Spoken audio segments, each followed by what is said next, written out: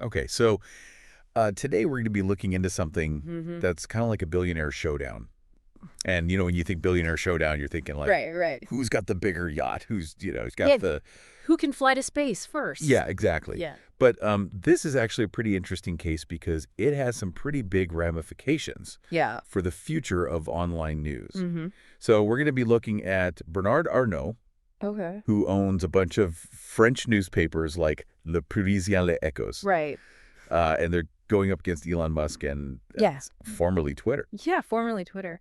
That's right. And it's all about whether or not digital giants should have to pay for the news that they share. Exactly. Yeah, so this lawsuit that was filed by Arnaud's media group, Right. it really boils down to this question of like, should these platforms have to pay for the content that Huh? they're reusing, essentially? Yeah. So can you talk a little bit about the legal basis for the lawsuit? Yeah, so this all goes back to a 2019 European Union directive. Okay. And essentially, what this directive aims to do is ensure that news publishers get compensated Right. when platforms like X reuse their content. Okay. So this is all about Yeah. making sure that the content creators are Yeah. getting their fair share. It's about protecting their rights, Right. and it's about ensuring that they can continue to produce Like the- high-quality journalism. So help me understand this a little better. Sure. How does this work in practice? Okay, so imagine this, right?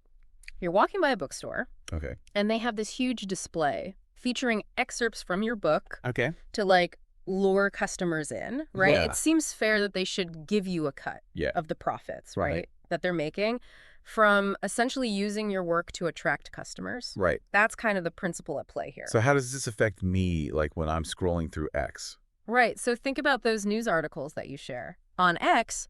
Are those original publishers getting any benefit from that? Right. This directive says they should. Got it. It grants publishers what's called a neighboring, right? Okay. And essentially what that means is they can claim compensation Right. when platforms reproduce or display snippets Yeah.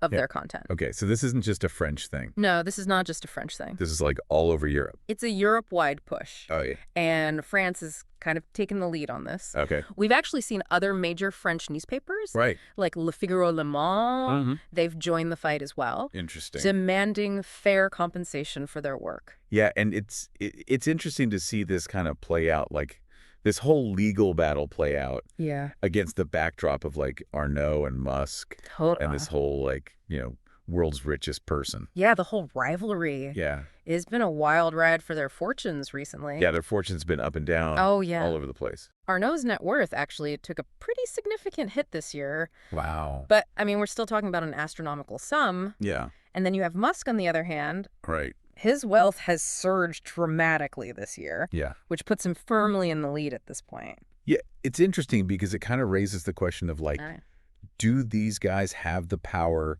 to shape Yeah, the information that we're seeing online? that's a great question, and it's a very valid concern, I think. Yeah, because I mean, just thinking about like Mhm. Musk, for example. Ah, I mean, his wealth increased significantly after Trump's election. Right, so yeah. he was a supporter of. yeah, And so it just kind of makes you wonder, like, totally. are these platforms tweaking algorithms Yeah. to, support certain viewpoints over others?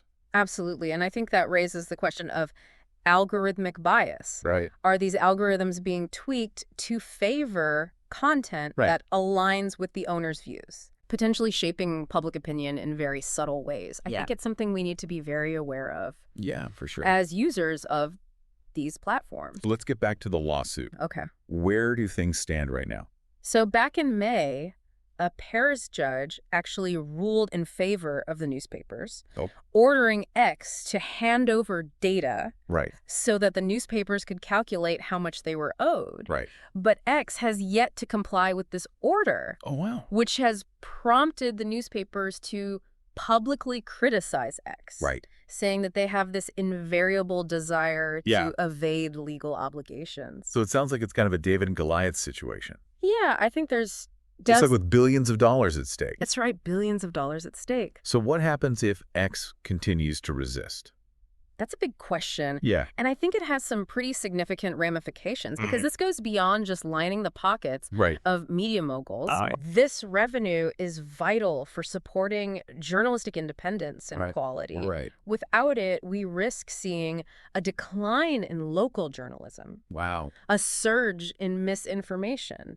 And a weakening of democratic discourse. So this isn't just about a couple of billionaires fighting over money. Exactly. This has like real world consequences. It has real world consequences for all of us. Yeah. I mean, I think about it and like, I use X all the time to get my news. And I never really thought about, who's benefiting from that. Yeah. And who's losing out potentially. Yeah. And I think that's a question we all need to be asking ourselves as users of these platforms. So it's interesting to think about like, what would happen if all of these social media platforms had to pay for the content that they share. Imagine that world for a second. Yeah. Would it change what we see online? Right. Would it incentivize platforms to prioritize quality over clickbait? And what role do we have as users in shaping that future? Yeah, that's a great question. It's something to think about. Yeah, it is something to think about. For sure.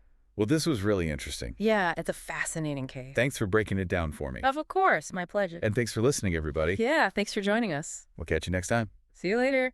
On The Deep Dive. Bye.